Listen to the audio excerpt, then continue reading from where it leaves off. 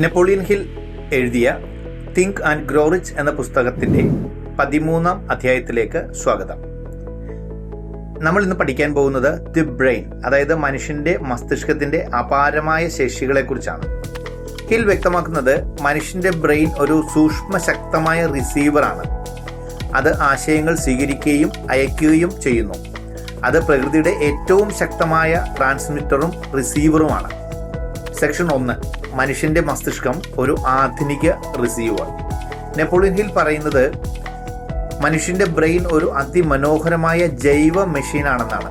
നാം ആശയങ്ങൾക്കായി ഗ്രഹണശേഷിയുള്ള ഏതെങ്കിലും തരത്തിലുള്ള വൈബ്രേഷൻ സ്വീകരിക്കുന്ന ഒരുപാട് തരം ബുദ്ധിശക്തികൾ സംയോജിപ്പിക്കുന്നതാണിത്.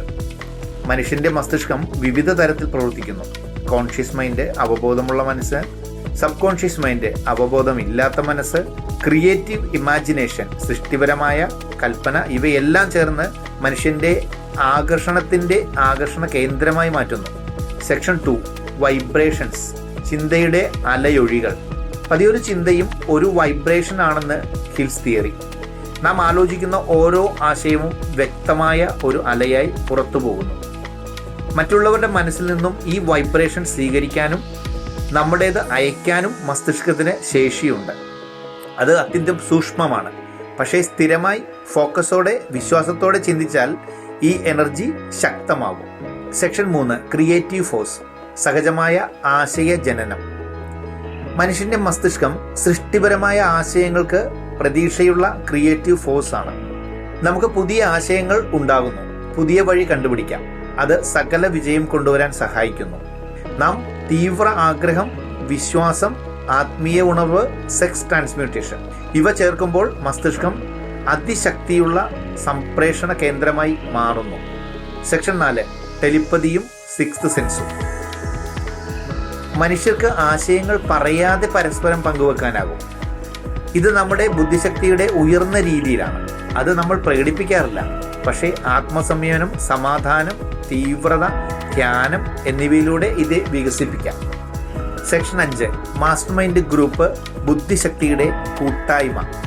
ഒരു മാസ്റ്റർ മൈൻഡ് ഗ്രൂപ്പ് എന്ന ആശയം ഈ അധ്യായത്തിൽ നല്ല വ്യാഖ്യാനമാണ്. ഒരുപാട് മനുഷ്യർ ഒന്നിച്ചു ചിന്തിക്കുമ്പോൾ അവരുടെ ബുദ്ധിശക്തികൾ ഒന്നിച്ചു ചേരുന്നു. ഒരു വലിയ ചിന്താശക്തി ഉണ്ടാകുന്നു. പുതിയ ആശയങ്ങൾ, നിർദ്ദേശങ്ങൾ, മറ്റുള്ളവർ നൽകാത്ത ഉണർവുകൾ, ഇവ അതിൽ നിന്നുണ്ടാകുന്നു. അത് ബ്രെയിനിൻ്റെ ഉന്മേഷം വളർത്തും. സെക്ഷൻ 6, സൂചനകൾ, വിജയത്തിലേക്കുള്ള വഴി. നമ്മുടെ ബ്രെയിൻ ഒരു ശക്തിയുള്ള ഫ്രീക്വൻസീസ് ഗ്രഹിക്കുന്ന ഉപകരണമാണ്. ബുദ്ധിശക്തി വിനിയോഗിക്കാതെ ഒരുവനും മുന്നോട്ട് പോകാനാവില്ല.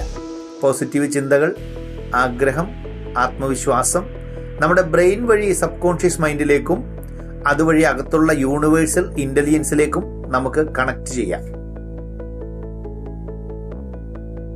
നമുക്ക് മനസ്സിലാക്കേണ്ടത് നമ്മുടെ ബ്രെയിൻ ഒന്നല്ല, അതൊരു ശക്തമായ മാനസിക ആന്തരിക ഉപകരണമാണ്.